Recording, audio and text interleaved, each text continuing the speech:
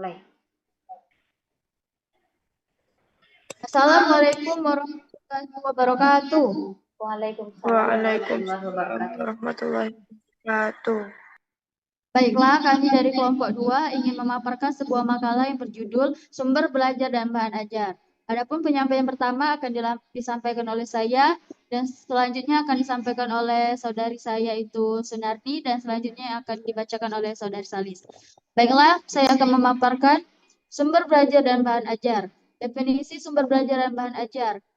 Adapun pengertian dari sumber belajar adalah semua sumber yang dapat digunakan dalam memperoleh informasi dan pengetahuan sehingga tujuan belajar dapat tercapai. Sumber belajar memiliki beberapa komponen yaitu pengalaman, manusia, guru, dan lain-lain, buku bacaan, data, dan lingkungan. Adapun pengertian bahan ajar. Bahan ajar adalah seperangkat bahan yang memuat materi atau isi yang disusun secara sistematis, baik berupa informasi, alat, maupun teks, dan mencakup standar kompetensi yang akan dikuasai siswa pada setiap mata pelajaran dalam satuan pendidikan tertentu.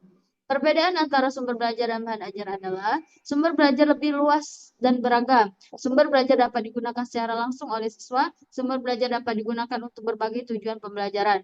Adapun bahan ajar lebih spesifik dan terstruktur. Bahan ajar umumnya diolah dan dikemas terlebih dahulu oleh guru sebelum digunakan dalam pembelajaran. Bahan ajar umumnya dirancang untuk tujuan pembelajaran yang spesifik.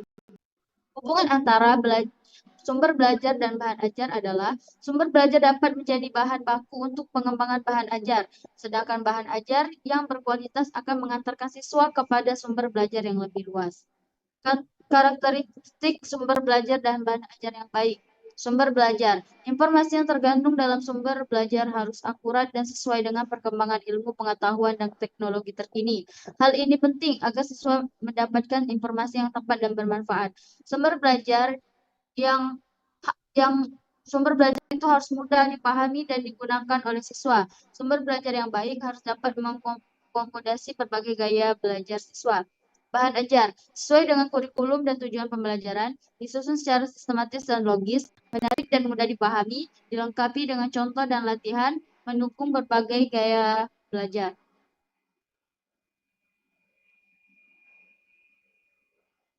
Sumber belajar atau learning source.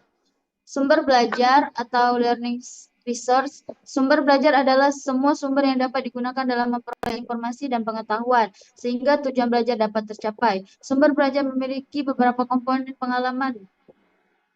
yaitu pengalaman, manusia, guru, orang tua, dan lain-lain. Buku bacaan, data, dan lingkungan. Menurut AICTE, sumber belajar adalah semua sumber yang meliputi data, orang, dan barang yang digunakan oleh peserta didik, baik secara sendiri-sendiri maupun dalam bentuk gabungan. Biasanya dalam situasi informal untuk memberikan kemudahan belajar. Sumber belajar pada hakikatnya adalah segala sesuatu, baik benda, data, fakta, ide, orang, dan lain sebagainya, yang bisa menimbulkan proses belajar. Contohnya, buku paket, modul, LKS, realia, model, market, bank, museum, kebun binatang, dan pasar. Kesimpulan, sumber belajar adalah semua sumber yang dapat digunakan dalam memperoleh informasi dan pengetahuan sehingga tujuan belajar dapat tercapai. Sumber belajar memiliki beberapa komponen yaitu pengalaman, manusia, guru, orang tua, dan lain-lain. Buku bacaan, data, dan lingkungan. Sudah Nas 1949 membagi sumber belajar atau learning resource ke dalam beberapa kategori yaitu sumber belajar pesan merupakan informasi yang disampaikan oleh orang tertentu yang terlibat dalam penyaluran pesan, biasanya berupa ide, makna, dan fakta. Contoh, orang tua, fasilitator. Sumber belajar cetak buku, majalah, ensiklopedia, brosur, koran, poster, dena, dan lain-lain. Sumber belajar non-cetak, film, slide, video, model, audio kaset, dan lain-lain. Sumber belajar yang berupa fasilitas auditorium, seperti perpustakaan, ruang belajar, studio, lapangan olahraga, dan lain-lain. Sumber belajar berupa kegiatan wawancara, seperti kerja kelompok, observasi, simulasi, permainan, dan lain-lain. Sumber belajar berupa lingkungan, taman, museum, dan lain-lain. Selanjutnya akan disampaikan oleh saudara saya, yaitu Sunarni.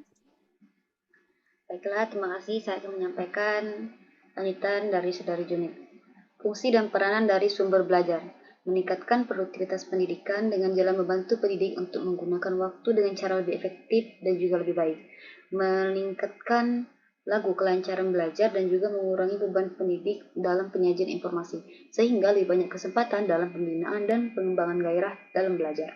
Selanjutnya adalah memberikan kemungkinan pendidikan yang bersifatnya lebih individual dengan jalan mengurangi fungsi kontrol pendidik yang sifatnya kaku dan tradisional, yakni memberikan kesempatan kepada peserta didik untuk berkembang sesuai dengan kemampuan dan potensinya. Selanjutnya ini adalah memberikan dasar-dasar pembelajaran yang lebih ilmiah dengan jalan merencanakan program pendidikan secara lebih sistematis, mengembangkan bahan pembelajaran melalui upaya penelitian terlebih dahulu. Kemudian meningkatkan pemantapan pembelajaran dengan jalan meningkatkan kemampuan manusia dengan berbagai media komunikasi dan menyajikan informasi maupun data secara lebih mudah, jelas, dan juga konkret. Kemudian, kriteria dalam memilih sumber belajar atau learning research yang pertama adalah tujuan yang ingin dicapai, yakni menggunakan sumber belajar akan menimbulkan motivasi pembelajaran yang lebih baik dan dapat mengatasi berbagai permasalahan dalam pembelajaran. Yang kedua adalah ekonomis. Sumber belajar yang dipilih sesuai kebutuhan dengan mempertimbangkan jumlah orang yang akan menggunakan lama pemakaian dan juga efektivitas dari penggunanya. Selanjutnya yakni adalah praktis dan juga sederhana. Sumber belajar harus praktis, mudah dibawa, dan juga sederhana, yakni tidak memerlukan peralatan yang khusus, sehingga tidak membutuhkan tenaga yang lebih. Selanjutnya ini adalah mudah didapat. Sumber belajar yang baik adalah yang ada di sekitar kita dan mudah untuk mendapatkannya. Selanjutnya, fleksibel atau luas. Yakni sumber belajar yang baik adalah sumber belajar yang dapat dimanfaatkan dalam berbagai kondisi dan juga situasi.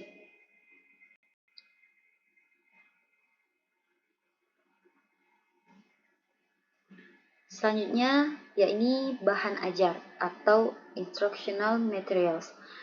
Menurut Sungkono, bahan pembelajaran adalah seperangkat bahan yang memuat materi atau isi pembelajaran yang didesain untuk mencapai tujuan pembelajaran. Adapun menurut Depdiknas, bahan ajar adalah seperangkat pengetahuan, keterampilan, dan sikap yang harus dipelajari pembelajar sesuai dengan kompetensi dasar dalam rangka mencapai standar kompetensi yang telah ditentukan. Pada pendapat-pendapat tadi, kesimpulannya, bahan ajar adalah seperangkat bahan yang memuat materi atau isi yang disusun secara sistematis, baik berupa informasi, alat, maupun teks, yang mana mencakup standar kompetensi yang akan dikuasai oleh siswa pada setiap mata pelajaran dalam satuan pendidikan tertentu. Adapun jenis-jenis bahan ajar, menurut Rontri, jenis bahan ajar berdasarkan sifatnya. Yang pertama adalah bahan ajar berbasis cetak, yakni termasuk buku, pamflet, panduan belajar siswa, bahan tutorial, dan juga majalah, serta lain-lainnya. Selanjutnya ini adalah bahan ajar non-cetak, yang mana bahan ajar non-cetak ini terbagi dalam beberapa macam. Yang pertama adalah bahan ajar audio. Bahan ajar audio ini bahan ajar yang mengandung pesan dalam bentuk pita suara atau piringan suara yang dapat merangsang pikiran. Selanjutnya adalah bahan ajar audiovisual. Bahan ajar yang audiovisual adalah seperangkat alat yang dapat memproyeksi gambar, bergerak, dan juga bersuara, seperti video, film, ataupun televisi. Kemudian bahan ajar multimedia interaktif, yang mana ini adalah kombinasi dari antara audio, gerak, grafik, ataupun gambar, serta animasi. Jenis bahan ajar selanjutnya yaitu yang ketiga, bahan ajar yang berbasiskan teknologi seperti audio kaset, siaran radio, slide film strip, film, video kaset, siaran televisi, video interaktif, dan lain sebagainya. Keempat, bahan ajar yang digunakan untuk praktik atau proyek seperti Kit Sains, lembar observasi, lembar wawancara, dan lain-lain. Kelima, bahan ajar yang dibutuhkan untuk keperluan interaksi manusia, terutama untuk keperluan pendidikan jarak jauh, misalnya telepon, handphone, video conferencing, dan lain sebagainya. Selanjutnya itu bahan ajar berdasarkan tujuan. Yang pertama, pembelajaran mandiri. Bahan ajar yang dirancang untuk siswa belajar sendiri tanpa bantuan guru seperti modul pembelajaran jarak jauh, e-learning, dan tutorial online. Kedua, pembelajaran kelompok. Bahan ajar yang dirancang untuk digunakan dalam kegiatan belajar kelompok seperti lembar diskusi, bahan studi kasus, dan permainan edukasi. Ketiga, pembelajaran klasikal. Bahan ajar yang digunakan oleh guru untuk menyampaikan materi pembelajaran kepada seluruh kelas seperti presentasi digital, video pembelajaran, dan papan tulis interaktif. Bahan ajar khusus yang dikembangkan dengan pendekatan tertentu, misalnya, satu, bahan ajar berbasis masalah. Bahan ajar yang menggunakan masalah nyata sebagai konteks pembelajaran. Kedua, bahan ajar konstruktivis. Bahan ajar yang mendorong siswa untuk membangun pengetahuan mereka sendiri melalui pengalaman dan eksplorasi. Ketiga, bahan ajar yang berbasis inquiry. Bahan ajar yang mengajak siswa untuk mencari tahu dan menemukan jawaban melalui proses penyelidikan. Selanjutnya yaitu faktor dalam pemilihan bahan ajar. Yang pertama, sesuai dengan tujuan pembelajaran. Yang kedua, sesuai dengan tingkat kemampuan, gaya belajar, serta dapat meningkatkan motivasi belajar siswa.